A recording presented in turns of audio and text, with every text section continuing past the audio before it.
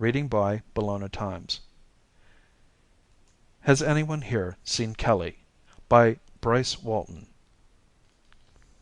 The body tanks had to be replenished, and the ship had to be serviced, and the crew was having a lotus dream in its bed of protoplasm, but Kelly knew how to arouse them. The crew pulsed with contentment, and its communal singing brought a pleasant kind of glow that throbbed gently in the control room. Has anybody here seen Kelly? Kelly? Shut up and dig my thought, Kelly's stubborn will insisted. I'm going on out for a while. The delicate loom of the crew's light pattern increased its frequency a little, and the song stopped. Better not, the crew said. But why not? No need. We could be running into something bad, Kelly thought. No danger now, Kelly. Checking the ship is just a waste of time. How can you waste what you have so damn much of? Kelly thought. Do not leave us again, Kelly. We love you, and you are the most interesting part of the crew when you're with it. The ship ought to be checked. Our bodies ought to be looked at. We know there is no danger any more, Kelly. Do not go. There are so many interesting experiences we have not even begun to share yet. We are only halfway through your life, and we have not even started to experience your impressions of your colorful and complex Earth culture. And we have not even started on the adult lives of Lekrit or Lijub. Come back with your crew, Kelly. But no one's checked the ship for over a year. Please do not worry about the ship, Kelly. In 50 years nothing has gone wrong. We can trust the ship thoroughly now. It will take care of us. It will take care of us? That's a hell of a way to look at it. There can be no danger now, Kelly. In 50 years we have encountered every conceivable danger, every imaginable kind of world or possible menace. Have we? Kelly thought. Every danger from outside, maybe, and I'm not even sure of that. But how about danger from inside? Inside? Us. How about apathy, for instance? Apathy's a real danger. You talk about this space can like it was a big metal mother. Listen, I'm supposed to see that this tub holds together, at least until we get back somewhere near enough to the solar system so we'll feel we've been somewhere else. But Kelly... I'm getting out for a while, I tell you. All right, the crew sighed. The light loom faded a bit, down to a self-indulgent glow. Hurry back to us, Kelly. I'll give some thought to it. So Kelly concentrated on the increasingly painful and difficult task of tearing his consciousness free of the big glob of protoplasm in the tank and getting it back into his body that hibernated in the bunk room. As usual, the switch was too painful. It stretched and finally snapped in an all too familiar explosion of shocking light. His bones creaked. His skin rustled as he sat up and looked around. There was the old feeling that there was dust over everything when there was no dust. There was all that emptiness sweeping away into the endless silence, and he thought again, as he always did, how comforting and cozy it was being part of the crew. But someone had to check the ship. It was only machinery after all, and machinery could wear out, sooner or later. And he wasn't at all sure, as he kept insisting, that they had encountered all the possible dangers. It might seem that in 50 years you could run into everything, but 50 years was no time at all out here where time had no real meaning any more. His body squeaked as he took a few tentative steps about the bunk room. One did not actually forget how to walk. It was just awkward as the devil. And the blood, the entire autonomic system, tended to slow down. It seemed reluctant to step up general metabolism. Apathy. Sure, it was a danger. This time, Kelly decided, I'll do something about it. He was the engineer, and he had signed on the Great Odyssey to keep the ship going. But the crew was part of the ship. Was not there an obligation even greater to keep the crew going? The four others lived but almost imperceptibly in some very low state of slowed metabolism there in the bunkroom, and Kelly looked at them. The faithful and the wonderful ones. The ones with whom he had shared so many dangers and awful silences that the five of them had been able to evolve the idea of the protoplasm in the tank and merge their consciousness in it. Q, the Venusian, in her bowl of self-renewing nitrate. Lakrit, from a Jovian satellite, a fluorine fellow of distinction inside a sphere of gaseous sulfur. A crystalline character with a sense of humor named Eljub, whose form gave off a pale glint as if nourished itself on silicates. And a highly intelligent but humble 6-foot-long sponge labeled Urdaz, stuck in a foundation of chemical sediment at the bottom of a tank of reprocessing salt water. Each with their own special kind of appendages and sensitivities, each able to move his special closed system about through the ship by means of clever types of mobility. But basically, in outward form, they were too alien to have much in common. Only as intelligences, as life forces, could they share a common bed. And it had evolved to that in 50 years. A bed of protoplasm in a shock-absorbent tank. Kelly looked at them warmly, and thought about how it had worked out. The strange thing was that it did have a lot of good things to recommend it. Or had them. It had solved the problem of intimate communication and driven back the tides of loneliness. It had lessened the dangers of mental and physical illnesses in the material bodies and assured a prolongation of the life of each body, which was important in itself, for this trip had proven to be a lot longer than even the most pessimistic had anticipated.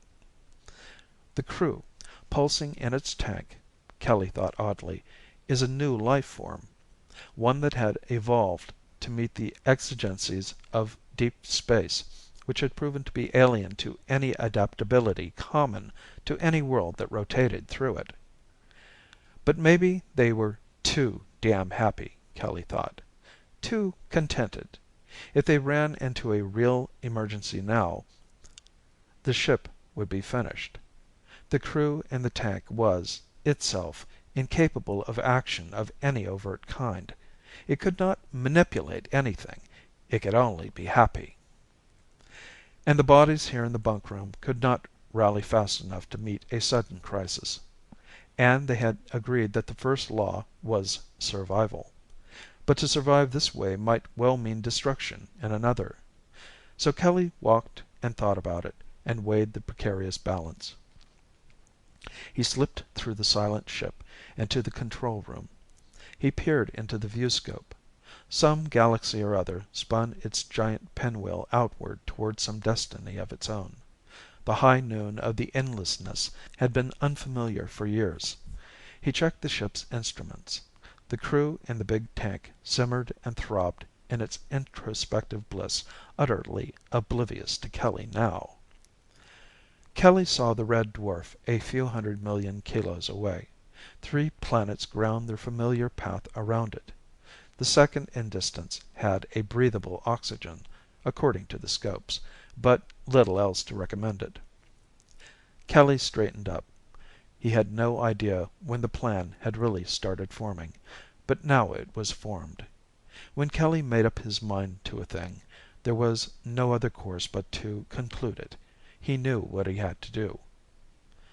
Somehow, even as a part of the crew, some part of Kelly had been able to keep that forming plan a secret, which was a lucky miracle, for if the crew had known his intentions, it would certainly not have let him out this time. Even if you wanted out, Kelly reasoned, the crew would keep you in, and maybe after long enough you did not care to get out. But once out, he wondered, could it keep you out if it decided to blackball a man for one reason or another?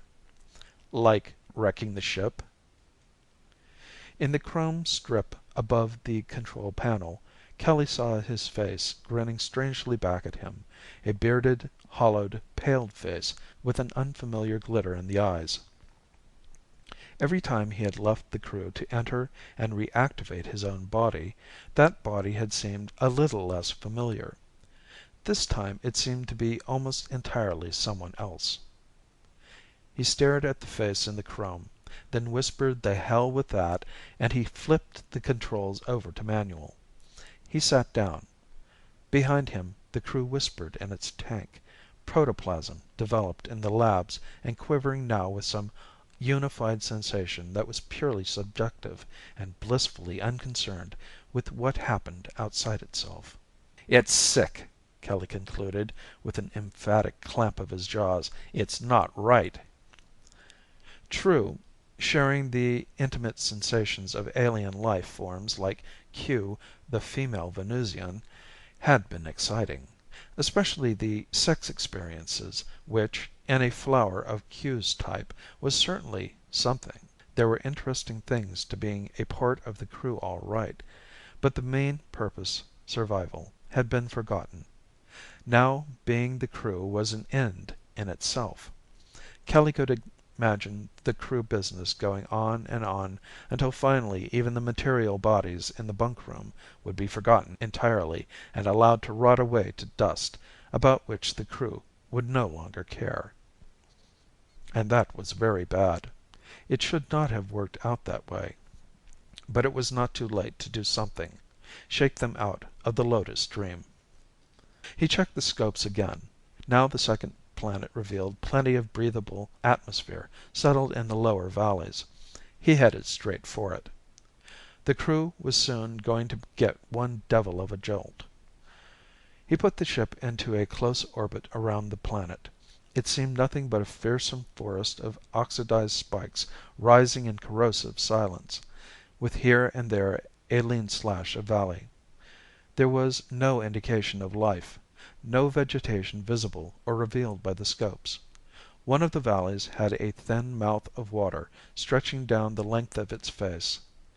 Kelly set the speed and the controls and ran for the bunkroom and the shock-absorbent cushions.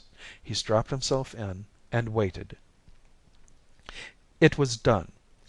As long as the thing had gone so far, Kelly decided, the truth should never be revealed, because that would lessen the therapeutic value of his action.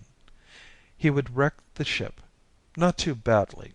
Not so badly that all of the bodies, distinct, separate, individual bodies again, couldn't put the ship back together, as in the old days. And that would keep them in their bodies gladly for a while where they belonged, where the good Lord had intended for them to stay.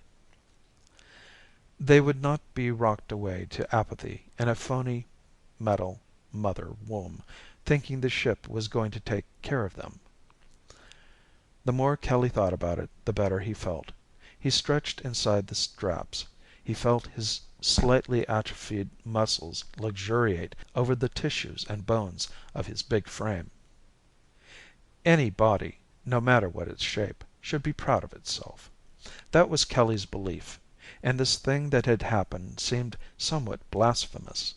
Without bodies and their complex sensory recording apparatus, the rich consciousness enjoyed by the crew could not exist, would never have been created at all. The crew was living off the largesse of experience built up by their bodies. The crew was just narcotized enough that it did not realize that the body banks had to be replenished. Metal shrieked. Kelly yelled feebly. He fought. He grappled with the threatening blackout like a man fighting with an invisible opponent on an endless flight of stairs. The grinding, rolling terror of the sound, the ripping, twisting, tearing scream of it cried on and on. Kelly knew one thing then. He had not figured it right. His calculations were off. The ship had hit too damn hard. Later, when he managed to get the straps off and tried to move, he fell painfully onto the tilted deck. One of his eyes felt sticky. He rubbed it, and his hand was smeared with blood. He shuffled around in a stumbling circle. Minor damages could have been repaired. But this The ship was peeled open in glaring strips like a breakfast canister. A cold wind moaned through the ship that was now nothing but a metal sieve. A hazy light filtered down and ran off the metal like cold flour rust. Kelly fell to his knees. "Q," he whispered. "L'chub. Erdas. Lakrit." The Venusian flower lady was sliced down the middle like a cabbage, and the nitrate bowl was shattered, and Q was dead in a pool of fading green blood. Smashed into the bulkhead was Lakrit's sulphuric bathtub, and his atmosphere had already filtered away with the wind to wherever it was going. L'Jub's pale glow was out for good, and his crystalline heart was as opaque as a dead eye. Only a few pieces of Erdaz's tank were visible, and Erdaz himself had already turned to a powdery food that the wind ate slowly in long trailing streamers. What in the name of God have I done?" Kelly whispered. "All dead." "No!" He slammed at the bulkhead until the warped metal gave and he ran to the control room. "The crew! The crew!" He stared at the tank. Through a jagged opening in the ship's walls, the wind whined and plucked at Kelly's red hair. The wind was colder now. He kept on looking at the tank. He reached out and touched the big transparent curve of it, and then jerked his hand back with a whimper in his breath. There was nothing in the tank, nothing but a blob of slowly drying slime. He pressed his nose to the tank. "Crew," he whispered. There was no life in the slime. When he pounded on the tank, the stuff collapsed in upon itself in withering flatness. Kelly yelled.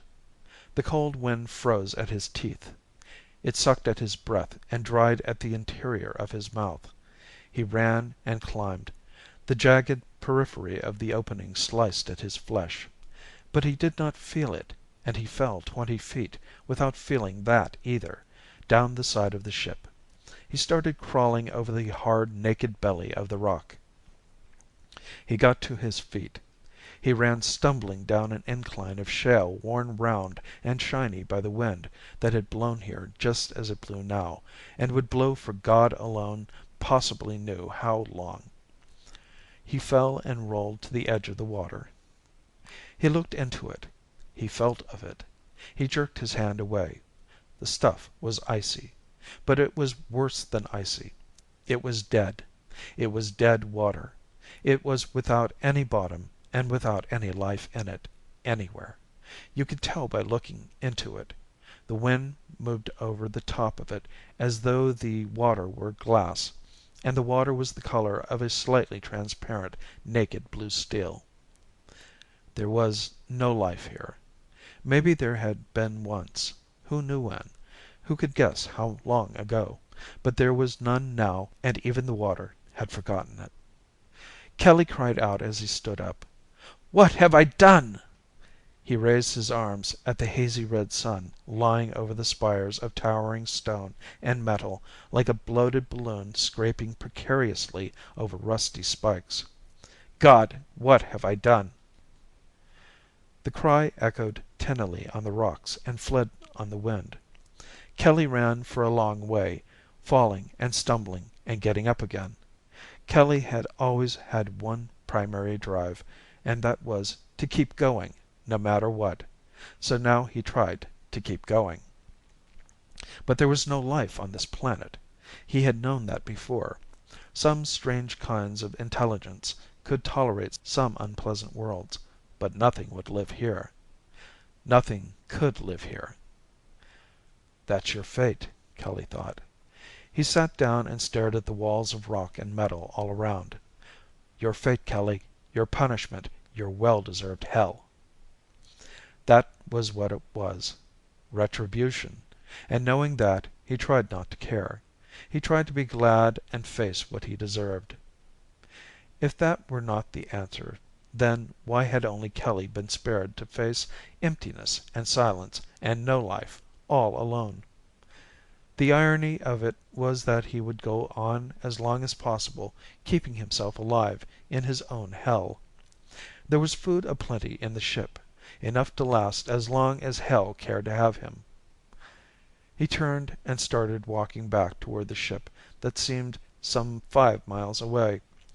At that instant the ship disappeared in an abrupt explosion that twisted the rocks, and a mushroom cloud flowered gently above the lake as Kelly fell trembling on his belly and hugged the ground and pushed his face into the shale, while the wind tore and screamed about him and particles of flint ripped his clothes and slashed at his flesh. He did not bother walking much farther toward where the ship had been. There was only a crater there now which would offer him nothing in the way of sustaining his very personal and thoroughly private hell. He walked. The effort became more difficult, and finally he was on his hands and knees, crawling. The wind sucked at his ripped clothes, and felt like cold sharp steel in his raw wounds. But slowly and deliberately he continued to crawl.